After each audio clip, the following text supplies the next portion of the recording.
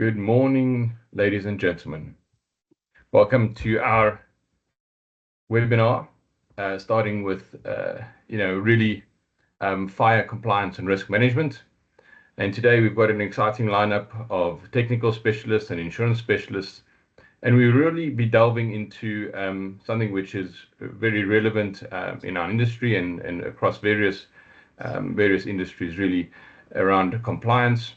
The session today will really focus around three areas. It'll be the legal baseline. What is the minimum requirements from a legal point of view, looking at fire protection? The second component will be looking at what insurers require and how insurers view risk and some of their requirements. And finally, what is best practice? What is the risk management frontier to go from go past what are the legal compliance and insurance requirements into the next level? But I haven't introduced myself. My name is Claude Hamman. I am the head of risk advisory at Simah, and we really hope to have a very integrated and engaging discussion today with everyone in the room. So by all means, if throughout the session, if you have any questions, please use the Q&A button. There's a Q&A forum. We have some moderators in the back who will help us look at the Q&A. And at various intervals, we will see if there's anything that we can address at that time. Otherwise, we will also take the questions at the end and review them in detail. And by all means, utilize the chat functionality if there's anything that is interesting from that point of view. So without further ado, let's meet the technical experts. Firstly, we have Jannie de Beer. Jannie is a highly experienced engineering professional with over 30 years in industrial and in the industrial and mining sector. His work spans steel, chemical, and mineral processing operations across Africa and abroad. And today he focuses on underwriting surveys and helping clients strengthen their risk control and compliance programs across sub-Saharan Africa. Welcome, Jannie. Next, we have Donna Winter, who brings over 2 decades of experience in warehousing and logistics, and now specializes in risk management support and compliance. Donna helps clients translate technical regulations into practical asset protection and life-saving strategies. Hello, Donna. We'll have Donna up in a moment. And then finally, our guest speaker today is Peter Askew. Peter is a highly experienced fire protection specialist with many years' experience in design, installation, and management of advanced detection, suppression, and sprinkler systems. With an MBA in finance and deep technical mastery of SANS-aligned fire standards, he bridges engineering precision with operational and commercial acumen. Hello, Peter. Just give us a... Hi, guys. Hi, everyone. Be glad to participate. Thank you. Great to see you, Peter. And then finally, we will also, towards the end, bring in our insurance specialists to augment some of the discussion, but mainly we'll focus on the technical components. Our insurance specialists today are Doreen Zuweni. And Doreen is a seasoned account executive and a technical broker with nearly 2 decades in the insurance industry. Doreen's background is in handling complex claims and gives a rare and practical understanding of how policies perform when it matters most. And she now applies that experience to structure robust insurance solutions in a challenging market. And then last but not least, Steyn McDowall, who is a seasoned risk advisor with deep expertise in strategic and operational risk. He's led risk evaluations, designed risk transfer programs, and alternative insurance solutions for various multinational programs.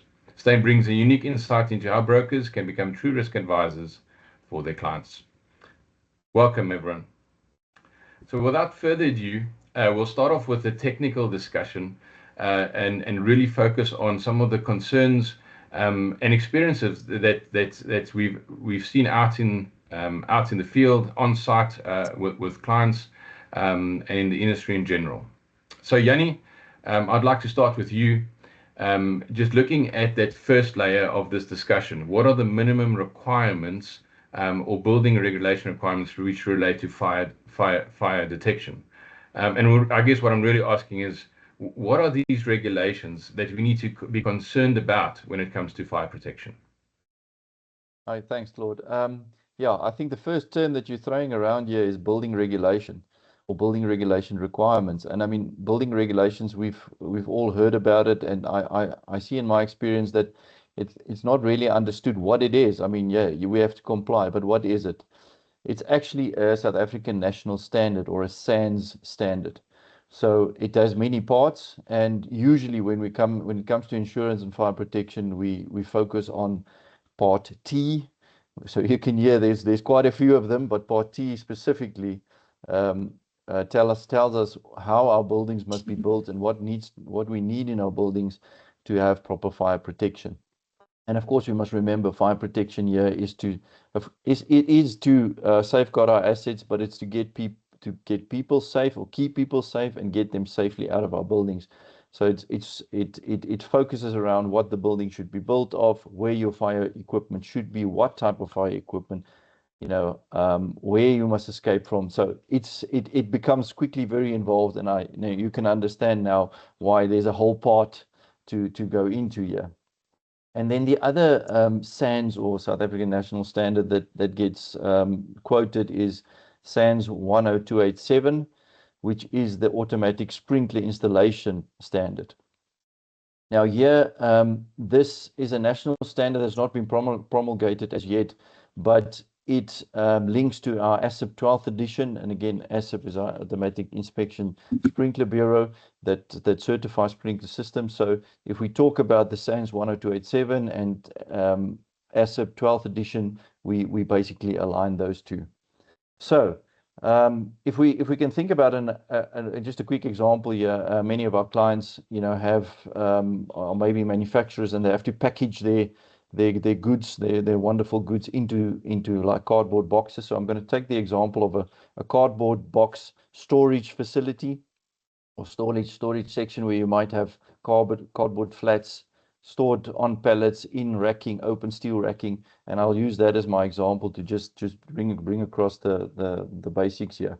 So cardboard boxes has a specific fire classification, and in this case, depending on how you store it, it's a class 2 or a class 3, and that's important because that tells us how flammable it is. The class tells us how flammable it is, or what is the fire load. We might talk about fire load, so basically how easily it burns and what that would bring about. So understanding what you're storing first is important, and then how you want to store it classifies how we will attack this or protect this asset of yours that you will use to package your storage. So that talks to, firstly, what type of sprinklers you want to put in, and how, what the design is around that, what other fire protection you would have around it, and within your building where you should place your fire extinguishers and other protection measures, and how you want to escape from it. So that is your fire plan, and with your fire plan, you would put that together, and your local fire brigade would inspect that, and after approving that will go with an application to your local municipality to get your occupancy certificate. So I've thrown in quite a few things here, but to get to the actual occupancy certificate, you have to do a fire assessment, get your fire protection in place and your plan in place that goes along with your application. And if all of that is to the right standard and tick all the boxes, you will get your occupancy certificate.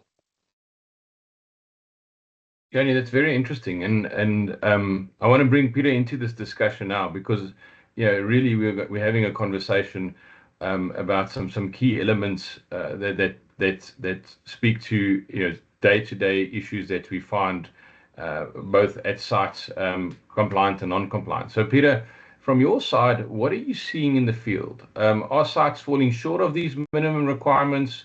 Do they have certificate of occupancies in place? Fire plans in place? What do you see when you get invited to site? Thanks, Claude. Thanks for the introduction. Thanks, Jannie, for the background info. Just from a technical point of view, it's a bit of a minefield at the moment, in that property owners, landlords, tenants within those buildings are beset with a whole lot of rules that come their way. and they've also got a whole lot of budgets that they've got to try and marry between the two. From a technical standpoint, what's actually happened in the country is that the infrastructure that has in the past sufficed and served tenants or landlords has fallen away. So for the property owner or for the landlord at this stage, what did suffice in the past doesn't suffice anymore. And the changes that the landlord or the owner or the property owner needs to now deal with is, how does he work with old existing portfolios of properties? How does he build to new portfolios or properties? And how does he make the right choice in terms of protecting himself from a fixed fire point of view? And as per Jannie's point, he's got to deal with the local regulatory standards, the statutory compliance issues, and those are the SANS standards. And he's got to make sure that he's aligned with what he's trying to do today with the past. And he's got to try and fit his budget in from a technical point of view. But what we really see out in the field when we go and do these compliance audits is that a lot of the landlord property owners are getting pressure to comply from an insurance point of view, and they don't know what rules and what regulations to work with. Jannie's highlighted a few: SANS 10139, fire detection, sprinklers, SANS 10287. But these, in essence, don't give you guys the necessary, you're not armed with the correct information on how you actually protect yourselves. Because at the end of the day, there's local compliance, there's the insurance calling for mitigation of risk. So they want to make sure that when they take on the risk, they're fully covered. And then you've got the actual industry moving rapidly in terms of what's needed to protect the compliance. And then you want to make the right decision. Are you protecting till yesterday, or are you looking to the future? And a lot of the property owners aren't getting the right advice. And I think where Simah comes in from a technical point of view, they're dealing with overseas underwriters and they're getting best practice from a worldwide perspective. Not only the local standards, they're working with EN standards, they work with the German standards, which are the VDS standards, and then also the American standards, the NFPA standards. But what we see typically in the market is that the local regulatory bodies are non-existent, and that's because of a budget point of view. The municipalities where you folk have got your properties in, the infrastructure has crumbled so badly that if you should encounter any fire or any problem on site, you're on your own. And then you're getting the wrong advice from the people that are meant to help you, because in a lot of the instances, the wrong systems are being put out there. So when Jannie says statutory, that's well and good, but you need to try and arm yourselves with technical systems that actually go beyond what you're after for older properties, because you're actually protecting older properties to what they were, but you're trying to forearm yourself to the future. And unfortunately, it's a grudge purchase. You will never, unless you can factor that into your portfolios. And I think that's the clinch question today, is how do you factor those budgets in on, do you go to local standards? Do you look at what the insurance wants to do? But what do you do for yourself to protect yourself in the future? We see aging infrastructure. We see clients that have unfortunately got old systems that they're hanging on to. They don't have the necessary water infrastructure. And then we have a lot of archaic old systems. And I think that's where Jannie and team, or Claude and team, are able to offer you folk the sound advice on your fixed fire protection, because it starts on, what do you need to become totally independent? What do you need to make sure you comply, not only from the regulatory occupational certificates, but also from the insurance companies' requirements to mitigate risk? And then also, Claude, just in terms of making sure that when your clients do invest, they invest to the future and they actually cover themselves going forward. 100%, Peter. And I think we'll definitely touch on each one of those aspects, getting to, what the future looks like towards the end of the segment. So talk to me about, because you mentioned two things. There's the first component, which is let's say an existing building with existing fire protection equipment in place. And then we'll maybe also look at the sort of a new build and what that entails and what the requirements are there. So between yourself, Peter, and Jannie, what is the gap that you're finding when you come to a building which is maybe 10 or 20 years old, sometimes older, depending on where in the world you go. But what is your on the ground experience, and where are the main gaps? Is it water supply, for example? What are you finding in the field? Jannie, maybe to you first. Yeah, Claude, yeah, old infrastructure is definitely something, and Peter has highlighted that as well. I mean, definitely the first thing that we find is that sometimes the water supply is not adequate. It might still be linked to the municipal supply, which is, as we know, in many of our cities, is waning, and maintenance is not done properly. So that's definitely one of it. And of course, a sprinkler system relies on water at a minimum pressure and flow to deliver water to a potential fire. The other one that I would like to mention is that the maintaining of those systems. Now, we are looking specifically at sprinklers at the moment, and sprinkler systems are amazing systems. They are tested. Each and every part is tested. I don't know if people realize that, by international labs and standard at very high standards. So as long as you maintain that system, there's statistics in the industry that 100% of a maintained system will activate and will control fires. So if you don't maintain that system and if you don't look after it, it will not perform. But if you do, it will, even if it is an old system. So that's sort of the two that I would like to highlight. Peter, from your side? Yeah, just coming back to the property owner. Older property portfolios inherently have the old SAB systems. Those systems were designed 20 years, 30 years, 40 years, whenever the building was actually constructed. You stick to those bills of the day. In other words, when one is auditing a system like that, you audit to the day when it was built. That's how the standards are. Unfortunately for property portfolio owners at this stage, when those systems were built, infrastructure worked accordingly to those systems. So you could be guaranteed 1 million liters of water in the days when a SAB system was put out. Unfortunately, what's happened to local infrastructure is that over the years, because the infrastructure is aging, system pressures for municipal water supply to sites has been turned down to such a degree that they don't comply with what's needed in today's market.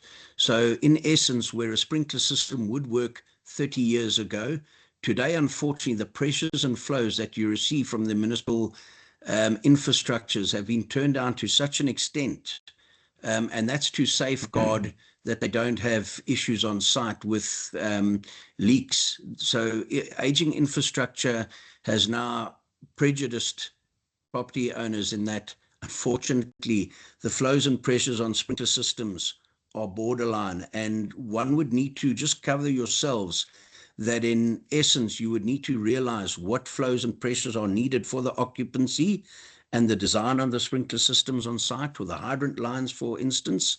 And one would need to make sure that you can actually get those levels to compliance. If they're not, unfortunately, one would need to start looking at infrastructure and being able to realize that you're going to need to be independent, and you would need to start looking at your infrastructure on the system.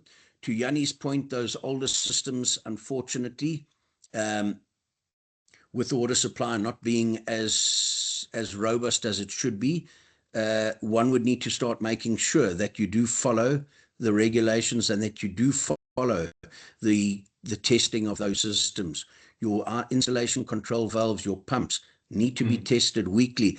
A lot of owners do not realize the maintenance regime that's actually needed, and that would be something that you would need to be cognizant of, and you would need to make sure that you're getting the right sound advice on maintaining your systems. Because when we go out to the field, we see that 75%, 85% of landlords do not know that they need to maintain systems, and a lot of the systems are not maintained.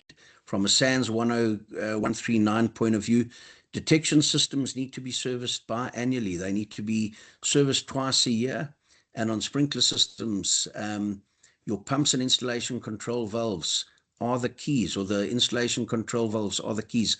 A lot of these systems are they're not maintained, and they're in disrepair. So Peter, I mean, it's almost, to me, it's so when we had load shedding, we've moved to a lot of solar installations and battery support from that point of view. So some typical South African, we put in our own infrastructure to compensate, where infrastructure is failing from a municipal or a national level. So from a water point of view, or from a pressure point of view, that seems to be the same sort of route that we've had to take to ensure that we are able to meet those requirements from a capacity point of view. So now let's just move on to the next component here, because Jannie, when we started, we mentioned stacking heights, and I would love to just dive into things like stacking heights and what happens when you change those stacking heights. I mean, if I've got a warehouse, I'm stacking to maybe 2 meters, and I want to stack to 3 meters because it's quite seasonal. I need to increase my stacking heights now. What does that mean from a fire protection point of view? Okay. Sprinkler systems, and if it's a well-designed system, it will have some capacity to accommodate a bit of overstacking. But if a system is actually designed for a maximum stacking height, and of course I mentioned the class of what you're storing there. If you've got cardboard there, if you put more cardboard, you've got more fuel for the fire. So that means the water that you designed will be inadequate to then control that fire. So if you increase your stacking height, you increase your fire load, which means you have to change your system. So basically, what you've done, if you're going to do that on a permanent basis, you have to change your system to meet that additional fire load. So if you had let's say a 10 millimeter or 10 liter per minute system, and you're now increasing it, you have to increase the water to maybe a 12.5 or 17.5 to accommodate that. And of course, that's the water that you put on your fire at the warehouse, but that is, back as Peter said, it comes now from a pumped system. So the pumps and your water supply also needs to possibly increase to feed that sprinklers that you've now installed and want to control a fire with. Indeed. So let's bring Donna into this discussion as well. We don't want to leave her behind. Hello, Donna. So hello. What are you seeing on site when clients change layouts or materials that are being used? Claude, so I'm seeing quite a bit of increased usage of plastic pallets, high density packaging, which naturally increases the fire load. Often you come across a site that has decided to put a mezzanine floor in, and it's not sprinkled, so that will change the effectiveness of the sprinkler system, as well as poor aisle discipline, congestion of product, in the aisle. A lot of businesses are using lithium battery storage for tools, forklifts, e-mobility. And of course, this introduces a new risk, which is a thermal runaway hazard. So now one needs to look at dedicated enclosures or suppression type changes. As you know, in our country, we have a lot of solar panel installation.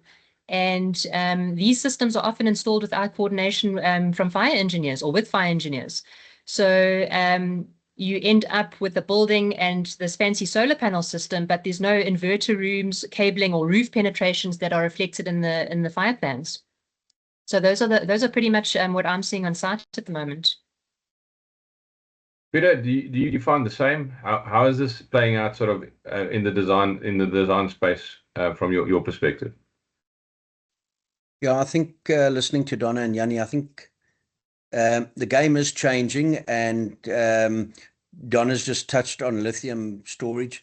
When we look at designing, we look typically, and I mean, it's been the overseas underwriters that we work with certainly are slightly ahead of the curve in terms of their demands. But what we're looking at is when we design sprinkler systems for clients, if the client chooses his designer correctly, with the same price installation, he can get a bit more bang for buck on a new install, a new upgrade, just by consulting with designers that can design a system that can deliver more water to the product, the fire load.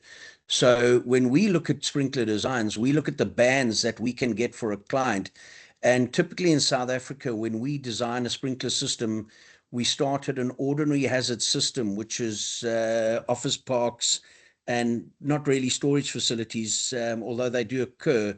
But we look at systems that are less risky in terms of fire. When we start looking at high hazard storage, which Jannie's talked about, warehouses where we start storing combustible items that need more water to suppress the fire, we start in South Africa, which is followed off the British standards and is slightly different to NFPA and VDS, but we start in bands of 2.5 above the 5 mils of water.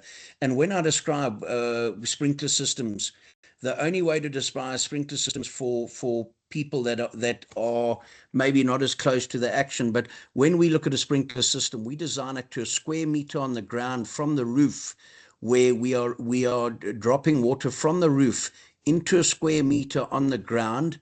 And when Jannie says typically 12.5 mils of water, we say 12.5 mils of water into 1 square meter on the ground per minute, meters squared. So what it literally means is if you've got a product stored on the ground, when we design sprinklers and we say 12.5 mil design density system, we are dropping 12.5 mils of water into that square meter on the ground over a minute. When we design sprinkler systems, we design to a maximum area of operation, because all sprinkler heads do not go off at one moment in time. It's a bulb in a sprinkler head that activates on a temperature. So the bulb will activate and that will release water.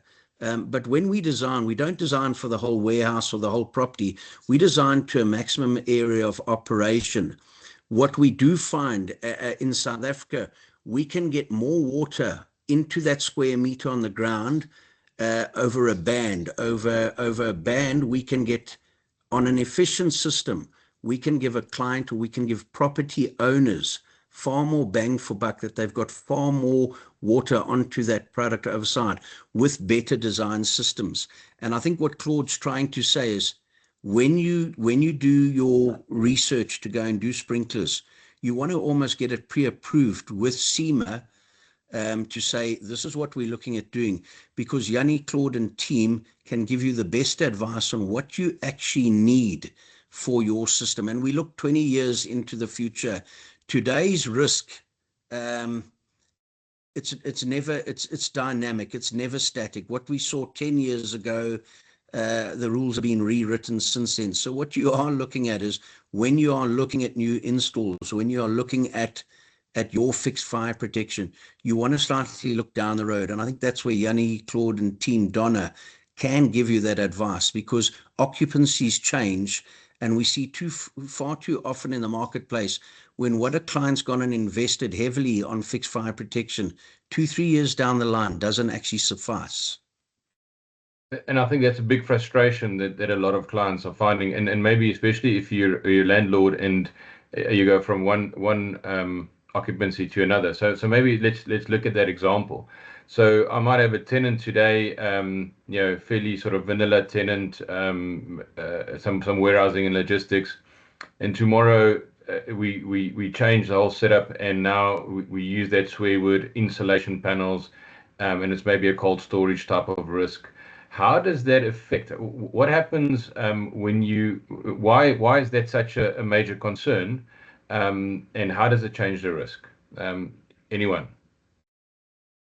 Yeah, I can help you here, Claude, because what you've described and what that specific risk and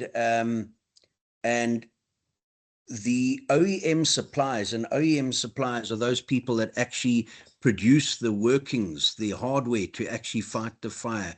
That research and development that's going on is changing quite significantly now. But on your design for sprinkler systems, typically for cold storage, you've got options of several designs there. And if one actually rationalizes how they want to store, today's design may be slightly out, and I'll go specifically to cold room storage. Typically for the bigger retail operators, the macros, the butcheries, the cold storage owners, a lot of the guys are putting in racking. Some of the guys are putting in pushback racking, which means you can actually densify product in that cold room storage, where you can actually get far more product into the storage.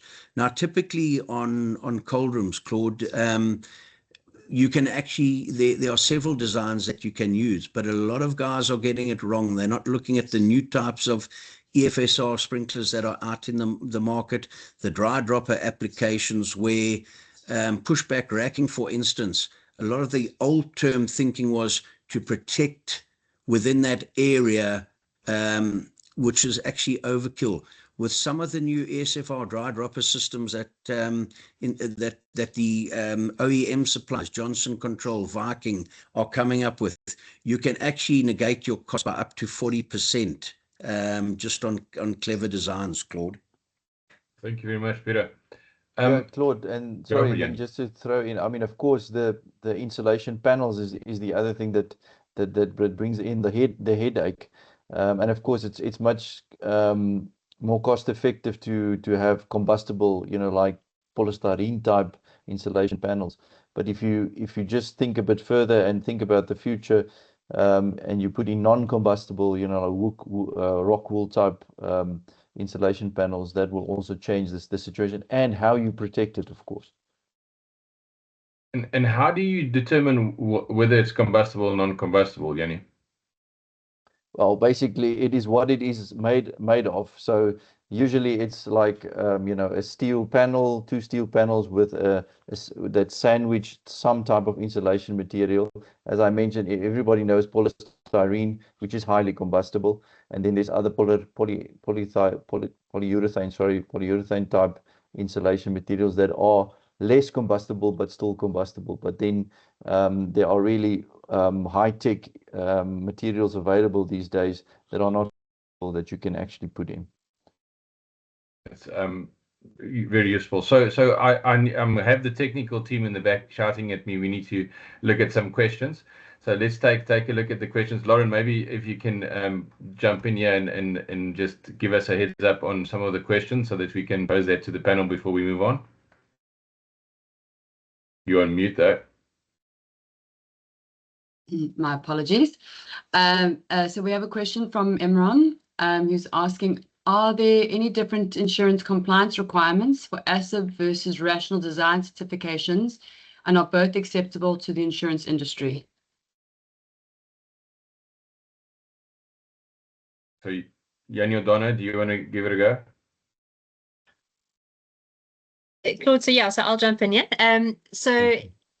Yes, I would say that there are insurers in the market that would look at both ASIB and rational fire design strategy. So remember, your rational fire design is deemed to satisfy your building regulation, SANS 10400.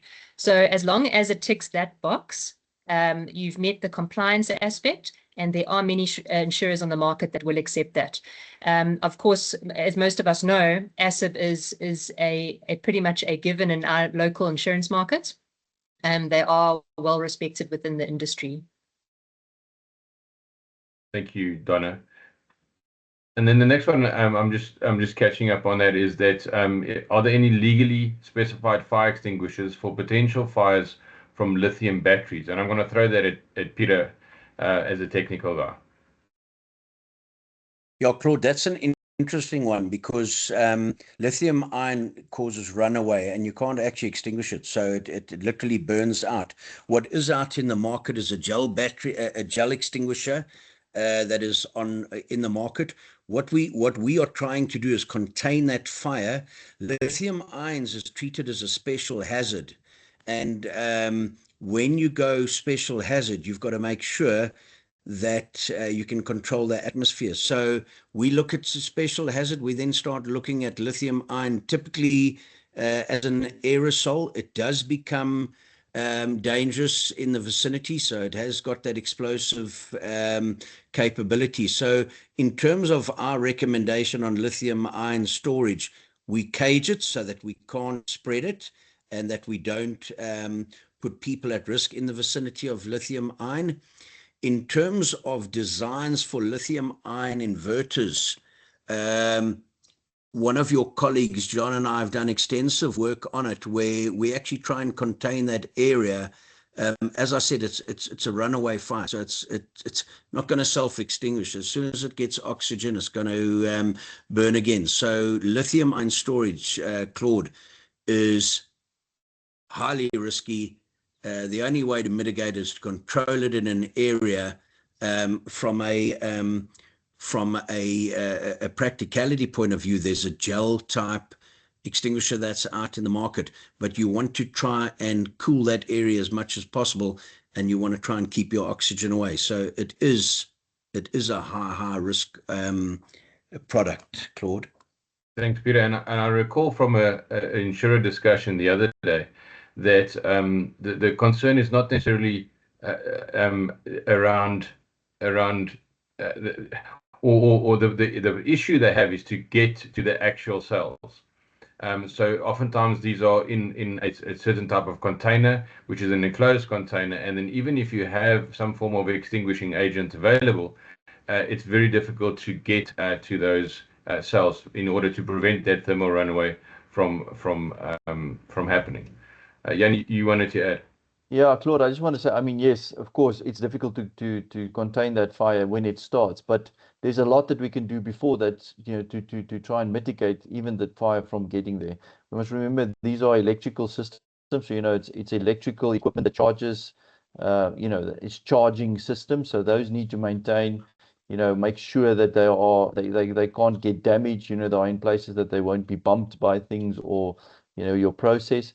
And then, I mean, one of the roots of, you know, the runaway reaction is that it's overcharging, and that's the charging system that does that. So making sure that you maintain that system, and usually it's OEMs, and making sure that, you know, you keep them in line, that they really look after your system so that you don't get the actual runaway in the first place. 100%. Thank you very much. Lauren, we probably have time for one more question before we move on to the next one. Is there anything that we need to address before we move on? There was another question here, Claude. Is there consideration buildings insurance approved under before SANS 10-400? Maybe just, so is anyone? I'm not sure I'm understanding the question. Yeah, maybe just, so I'm reading it. Is there any consideration for buildings approved under or before SANS 10-400? Peter, maybe you can weigh in on this one. Yeah, listen, I mean, that's the insurer's prerogative. So they're the ones taking on the risk, and they're going to look to mitigate the risk. So that's your final answer. But in essence, when systems are passed, a fire rational design is undertaken before you even going to building of the property and then allowing for the fixed fire protection on site. As I mentioned earlier, though, you will apply the rules of the day to that site. But I think the landlord can raise that with the insurer, but the insurer is going to have the final say. If they find that a building was built in 1940 and it doesn't have the correct fixed fire protection in place, they may well, within their own rights, call for that to come in and be installed before they take on the risk. So at the end of the day, compliance is one issue. In terms of getting cover with the insurer, is whether or not he wants to, and he feels that he wants to take on that risk. He may come through with a whole lot of terms and say, we would like X, Y, and Z. And until that's in place, we won't accept cover, or there's some sort of punitive measure. But definitely the rules of the day are applied to the build. Something that was built in 1960 will never be the same as it is built in 2025. That gap's just too far, and one would really need to take the lead from the insurer and the guidance that the insurer is giving you. Thanks, Peter. So Donna, the next one, I just want to understand in a bit more detail, and I know you've come across this a few times. So oftentimes you'll find, buildings which, for whatever reason, it might be more economical to subdivide a large building into sort of a multi-tenant facility, and that has certain implications. What have you found, and how does that impact the risk and the risk mitigation that's required for that site? So Claude, so often you might have a large building and a business would like to segregate that building into various tenant options. And very important then to understand, firstly, do you need a sprinkler system, or are you able to segregate perhaps with a firewall, a rational fire design, as we spoke a bit earlier? Or if we're keeping the sprinkler system, how do we ensure that each tenant stacks to the correct stacking heights so that the design density remains the same for everybody? The RCVs provide the correct amount of water to those design densities. So yeah, it's a very interesting question, and I think one that requires a lot of questions to the landlord and to the tenant to understand best how to help them, because there are various methods to apply there. The bottom line, unless there's significant, unless occupancy across the tenants are relatively similar, you're probably going to have a problem with and have to modify, or potentially have to modify that protection system, right? Absolutely. And Peter, this is something that you guys deal with on a day-to-day basis, in the sense of going out and having to look at what modifications are required. I know this is asking how long is a piece of string, but is that normally an expensive exercise, an extensive exercise? Yeah, just tracking back a bit to Donna's discussion, there are rules in place that anything under 2,500 squares, from a warehousing point of view, doesn't need to have sprinklers. So what a lot of developers do is they build to 2,499 squares, and they miss that last square meter out, so they don't comply. Where they fall short is that it's not the size. There are several factors that apply to this rule. If you do not meet the criteria for the occupancy for how you store goods within that facility, it can be 400 squares, but if you fail in terms of how you are storing goods, or the risk of the product that you've got in that building, you may still then be forced to do sprinklers. So the rules, there are several facets to sprinklers. Coming back to Claude's question on what we're seeing out there, from a landlord point of view, you need to ensure that your tenants are in fact keeping their housekeeping, and your leases need to be such that you are specifying what tenants can store within the facility.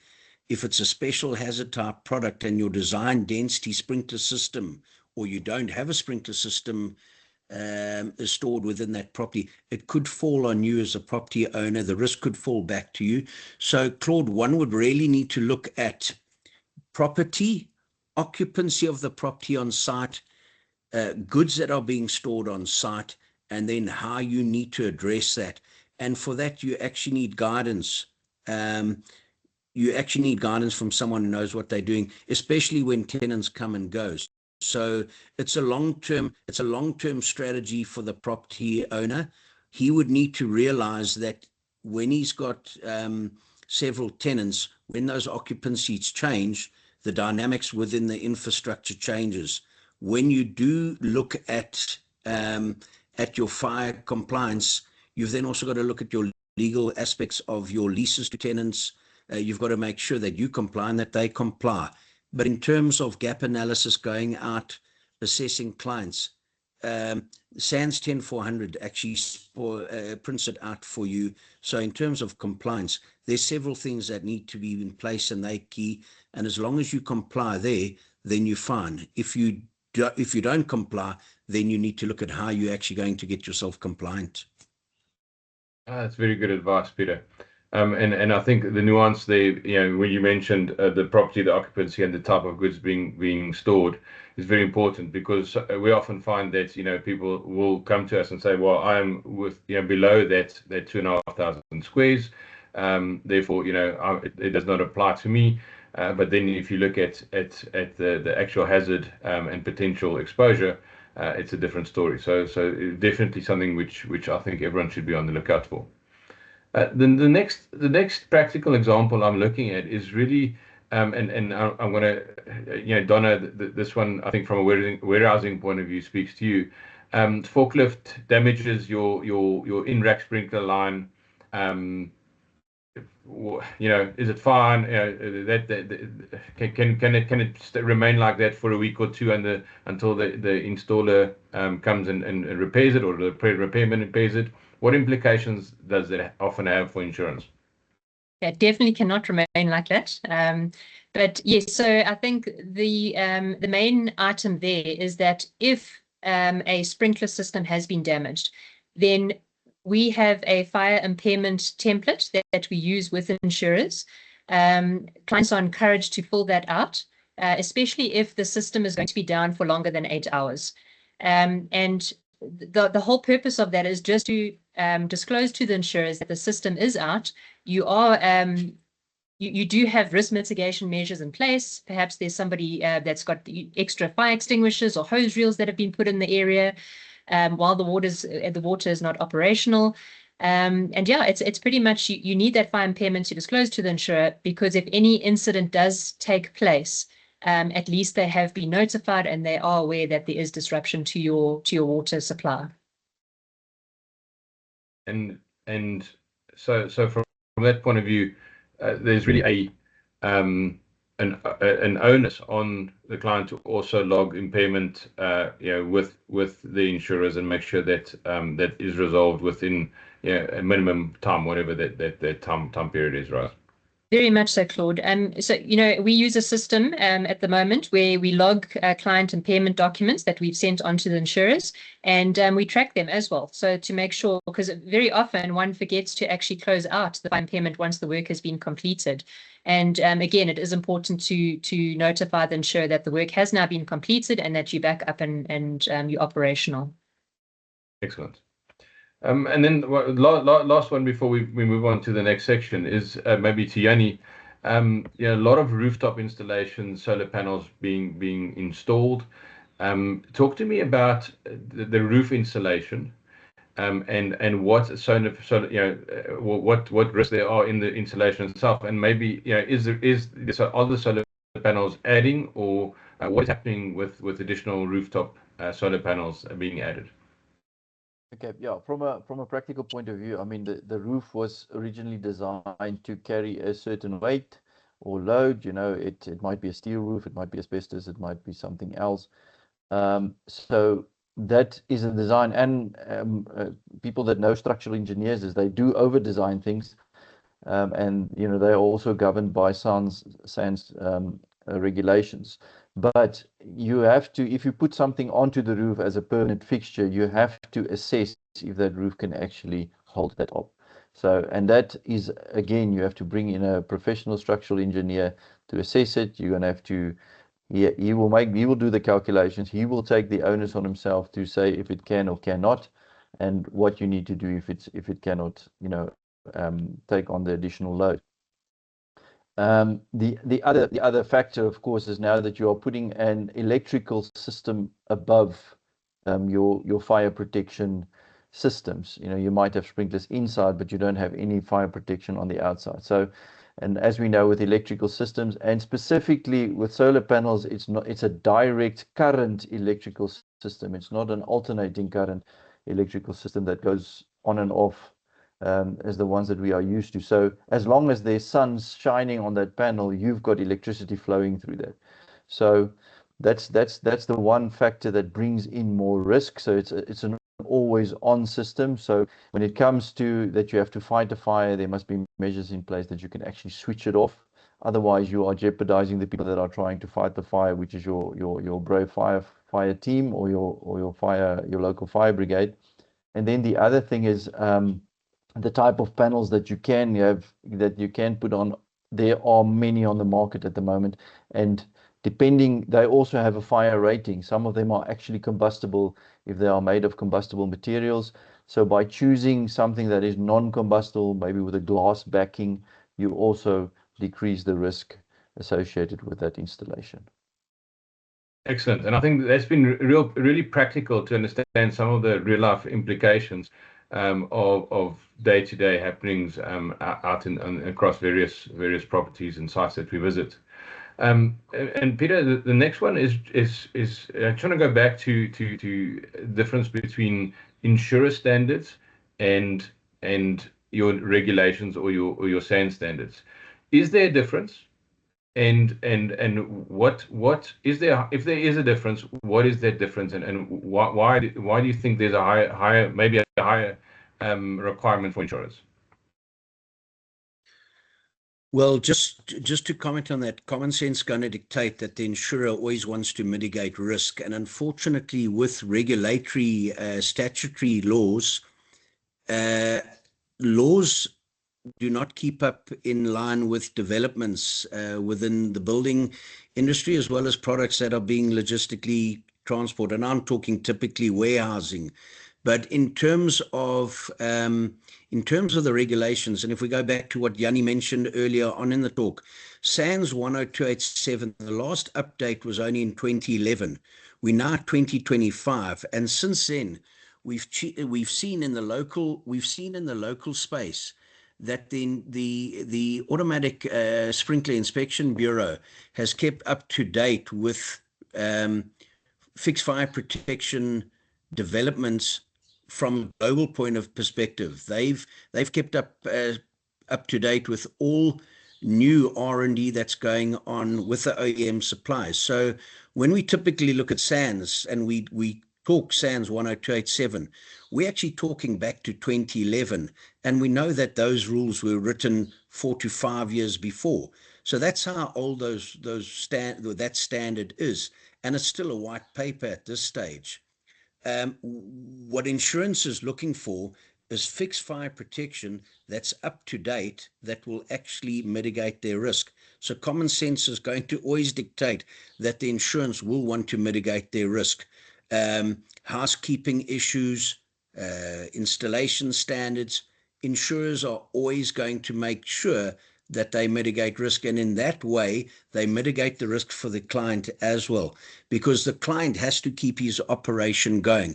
If his operation shuts down because of fire, 90% of the time he'll never get back up again. So we look at it from the client's point of view, but we also look at it from the landlord point of view. Disruption to operation is not just the loss of the fire of the goods. The loss of the actual whole supply chain is taken into account. And that's why there are different options on insurance on what you're protecting. And I'll ask a controversial question. Is the ASIB the be all and end all, or is that just a very good standard that we're trying to work towards?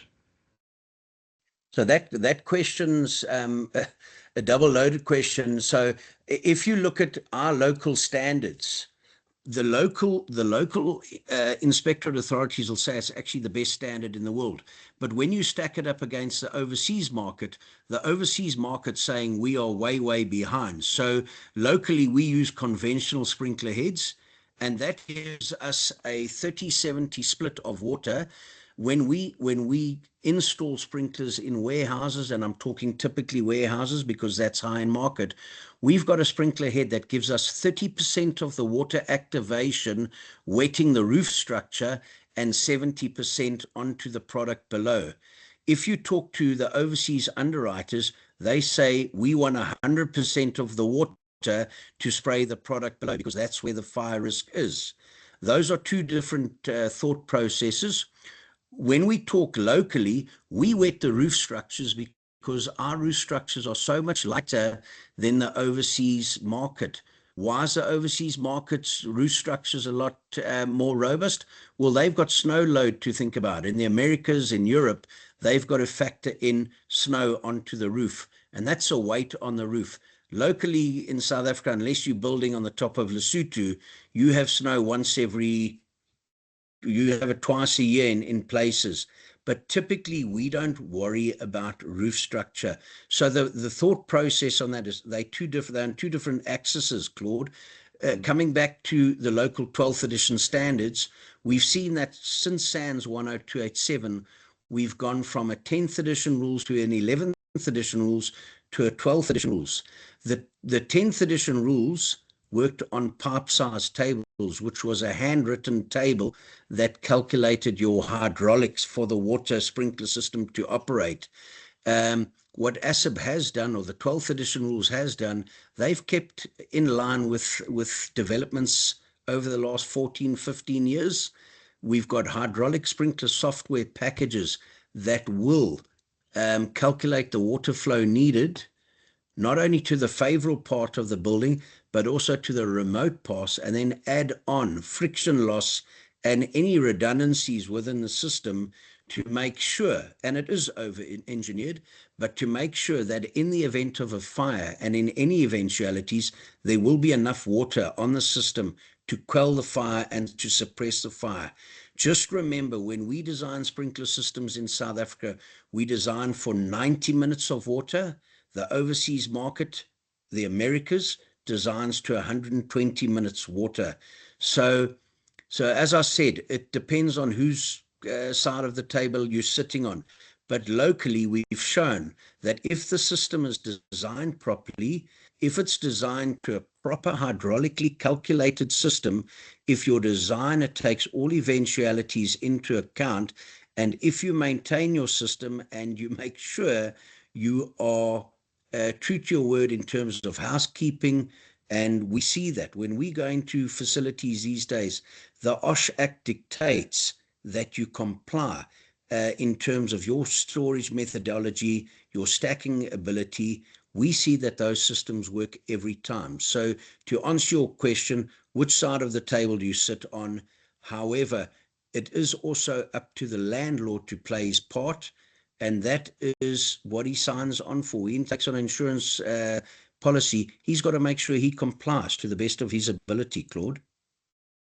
Thanks, Peter. And a question to each of you. So over the last 20 years, every time you've walked on site, on average, how compliant, what is the level of compliance that you've seen or experienced? So has it been out of every 10 clients you visited, 7 out of 10 have been compliant? Or is the general level of compliance fairly low? And now I'm sort of generalizing it across 20 years. I'm trying to gauge, is it a very high level of compliance or a very low level of compliance in general in a South African context? Jannie, you can kick us off. Well, yeah, I would go about 60% if I have to, put some skin in the game, yeah. Okay, 60. Donna? I would actually say around about 50%, Claude. Okay. Yeah. 50. And Peter? Yeah, I think when we're looking at property developers, the only thing that really comes into account is ignorance and bad advice from people on the ground. So what we see is most people that call us in take their fixed fire protection seriously. The mindset we're trying to get across to people is that you actually want the insurer to want your business. Your housekeeping needs to be up to date. So a lot of it's ignorance. And I'll give you an example. We were at a very top blue chip company that were storing their idle pallets under the canopy because someone had told them to do so because they would be protected from the elements. And they stacked them right to the underside of the sprinkler.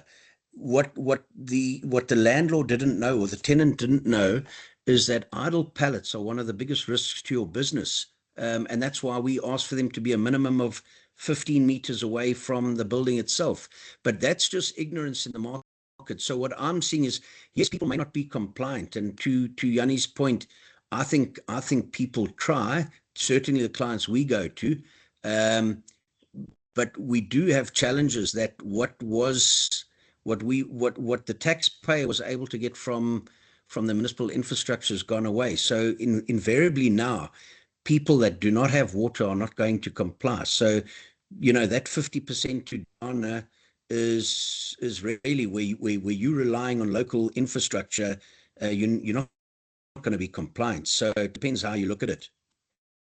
And I think, and I see there's a burning question from Sibusiso, which we'll get to in a moment. I just want to ask Peter, ask you this question, because it's also quite relevant in this day and age.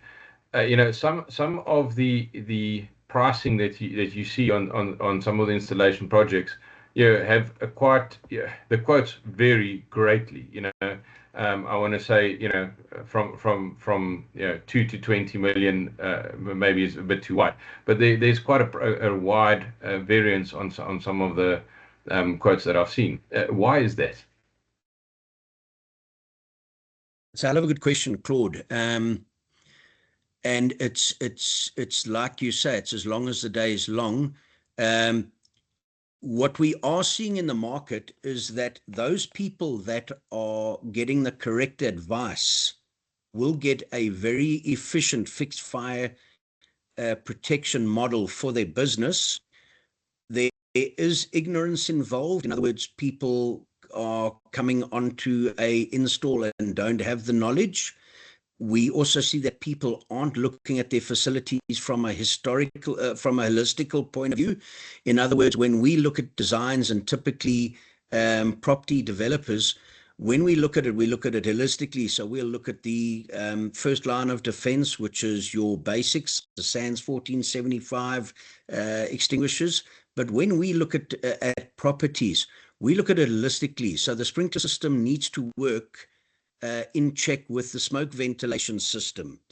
If you've got a sprinkler system on a site, the rules, they say that you must have 3% of your roof for smoke ventilation. But if you actually look at the hydraulic calculations for smoke ventilation in tandem with sprinklers, that can go down to 1.8% of the roof structure. So why is the price variance so different?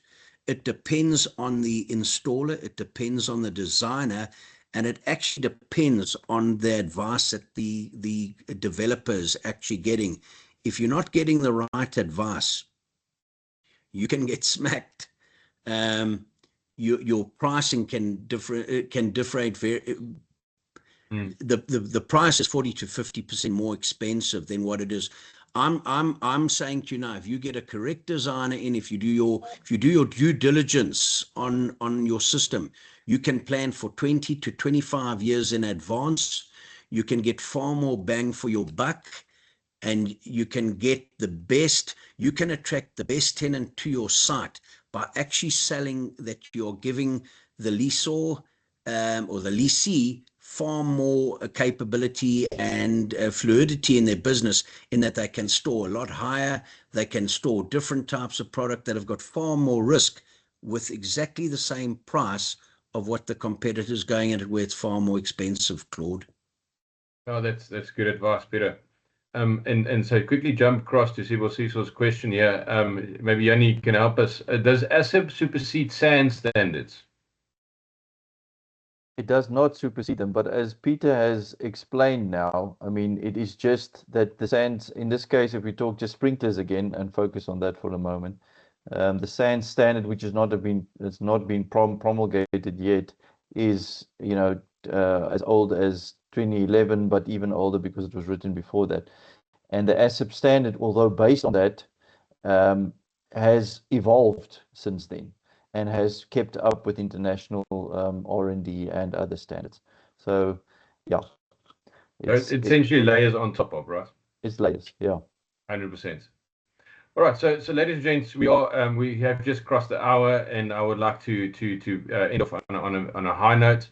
So from that point of view, moving from compliance to best practice, I'm going to give each of us an opportunity to talk about what does best practice look like, really for let's call it the future of fire protection and risk management.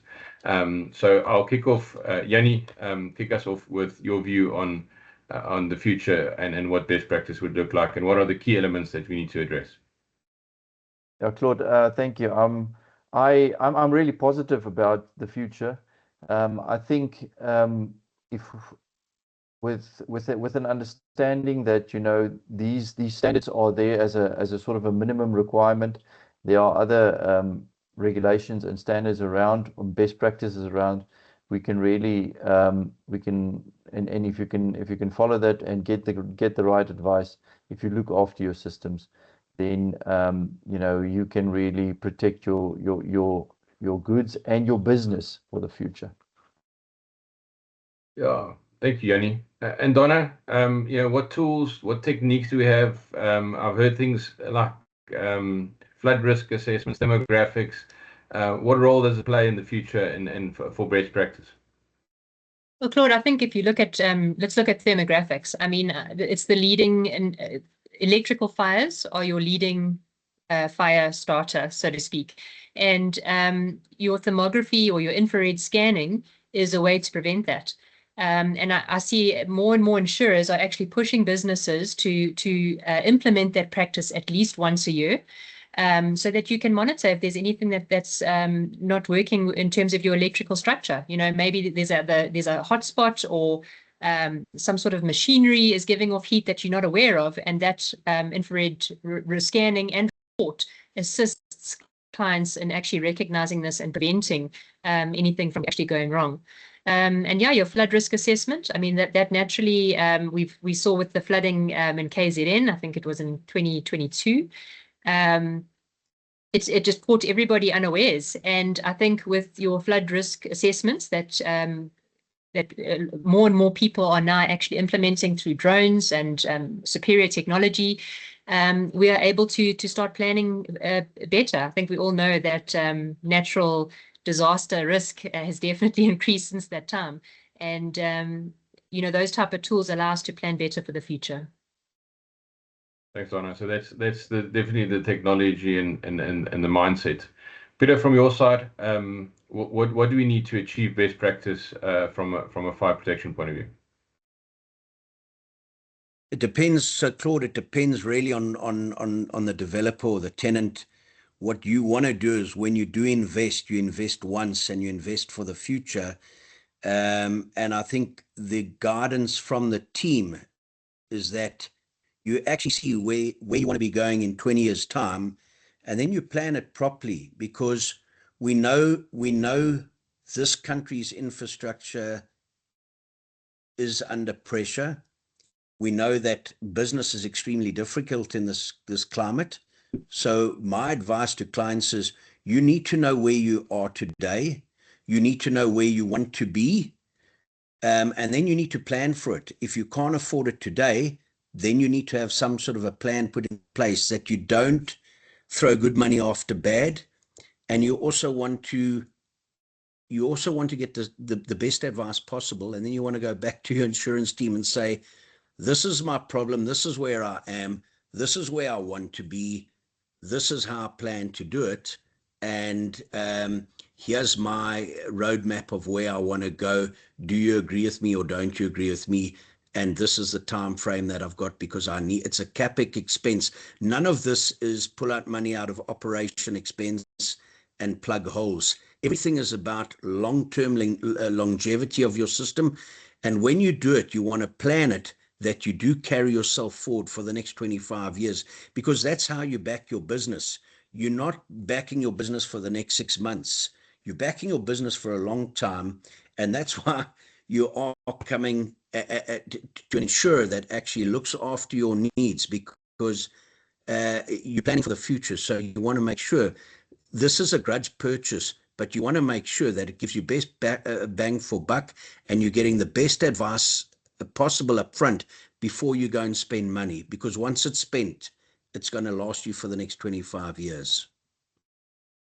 Thank you, Peter. And that's really just pulling together that we absolutely have to design for the future and make sure that we are, looking towards, the future risk and the future potential changes in business that might happen.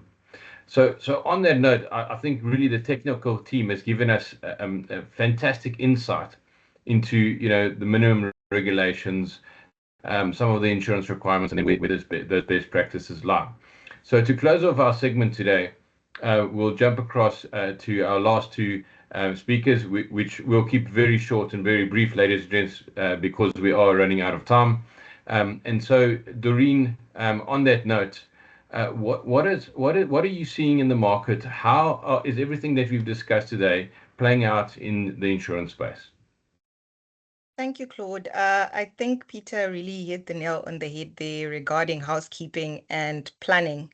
What we're seeing in the market now is insurers are looking for clients who have robust risk management frameworks in place, clients who are able to identify their risks, measure them, control them internally before they pass them on to insurers and brokers, for risk solutions. So it is very important for clients to actually have those frameworks in place so that they're also able to keep their operations going. Because I always like to say insurance is I don't want to say last resort, but after you've exhausted all your housekeeping, after you've done all your checks and balances, that's when you say, what can I retain? What is my appetite? What can I retain on my balance sheet? And what can I transfer because of external factors that as a business I cannot control? So it'll be very important going forward for clients to understand that the quality of information that they present to brokers is comprehensive. It is also quality information that brokers can use to negotiate good rates, comprehensive covers, lower deductibles going forward. So that is my take on that one. Excellent, Doreen. And I think we could be here for another hour just discussing that. So to round us off, Steyn, please provide us with your insights on what the role is of the broker, and then how that plays out into sort of renewals ahead and maybe from a capacity point of view as well. Excuse me. Thank you, Claude. A very interesting session. I just want to go back to Peter. Peter, you said something very important that I picked up on. We're speaking about, rational engineered fire designs versus ASIB, and it's a fire and it's a warehouse or a building. But you said something very important. It's not just about that. The planning actually goes further. It's about the supply chain management. It's about your customers and your suppliers, because that's the massive knock-on effect. The building goes down, can be replaced. But if you're going to lose your market share because you haven't planned properly, that's just a whole other kettle of fish we can get into. So, Claude, capacity comes at a price. Okay, so risk advisors like ourselves should take proactive approaches with our clients. Structure an approach to insurance and risk management which takes into consideration internal, external strat meetings with your clients. Look at annual compliance reviews. Interact with the client's risk committee. These things help ensure that our risk management practices remain aligned, they evolve. We're all talking about 25-year planning here, and they've got to evolve with regulatory and insurer expectations. Broker-client workshops, back to Peter's point, understand the BI impact, understand the supply chain impact, collaborative sessions, walk the risk, smell the risk, improve documents. When things change, you're getting your inspections done, sort of biannually. You've got to go back to your insurers. You've got to make sure they understand. No one yet has mentioned that word business continuity planning. That's imperative. Make sure your business continuity plan is in place, that it's kept up to date, that you don't have to, when something happens, literally blow the dust off the book to open up the BCP. And, engaging insurers early, I think, is one of the most important things to grab capacity. And for brokers to truly evolve, to finally answer your question, into risk advisors, we need to go beyond just placing cover.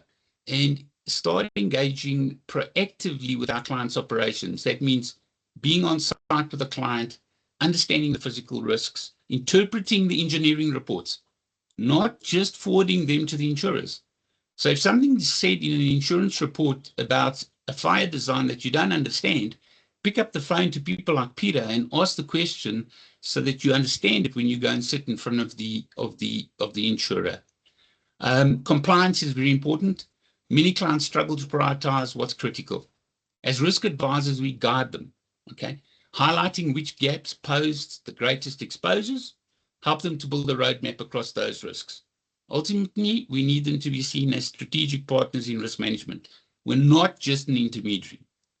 So, from a risk advisory point of view, I encounter clients with requirements that seem excessive, as Peter said, financially unrealistic, and some clients might be financially stressed.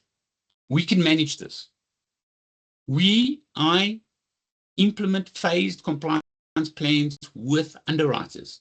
It was earlier said by, I think, Donna, a rational fire design, an engineered design, an asset design, it depends on the underwriter. Certain underwriters will accept certain things.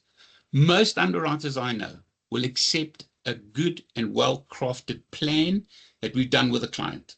So we can sit down and say, fine, client hasn't got the CapEx in year 1, 2, or 3, but let's look at a 3-year plan to get us there, albeit at reduced cover, reduced or higher deductibles in the meantime.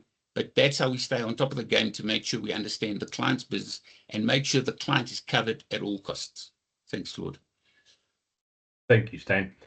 So, ladies and gents, that really is a summary of the role that we play as Simah. We get involved from an operational perspective. Jannie and Donna on site, advice from Peter. We get involved in trying to smell that risk, to see what it's like, to understand your business above all else is a priority for every single person in this organization. If you'd like to know more about thermography services, business continuity planning, and just general risk management advice that we deal with on a day-to-day basis, please reach out to us, any one of us, if you have our details. If it's not, you can find it on our website, www.simah.co.za, or just info@simah.co.za if you have a general query, and we'll direct you to the right person. We have a team of specialists, and we integrate between the broking and the risk management to ensure that we find the best solution for each of our clients. So thank you very much to the panel. I really appreciate your insights and your time today. It really was valuable, and I look forward to the next one and discussing interesting topics around risk and insurance for the future. Thank you, and have a good day. Thanks, Claude. Bye. Thanks, everyone. Bye. Thank you.